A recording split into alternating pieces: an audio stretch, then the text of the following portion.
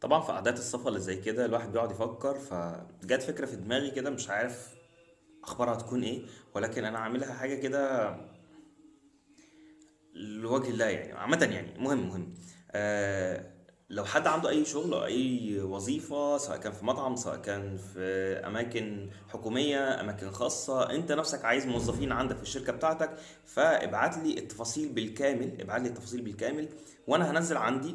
ولو حد جه عايز يشتغل عندك، فانا تبرعا مني هعمل انترفيو للشخص ده واشوفه هل هو مناسب ليك ولا لا. فهتبعت لي مثلا انت ايه احتياجاتك في الشخص ده، وايه التفاصيل اللي انت عايزها علشان خاطر توظفه عندك، سواء كان ديليفري، سواء كان ايا كان الشغل اللي انت عايزه. بص، من الالف الى الياء، من كل الوظائف. ابعت وقول لي وانا هنزل عندي على الصفحه. كل مره حد هيبعت لي يقول لي في وظيفه الفلانيه، هنزل عندي في الصفحه. والناس اللي هتبعت تقول لي انا عايز اشتغل، انا عايز اشتغل، الناس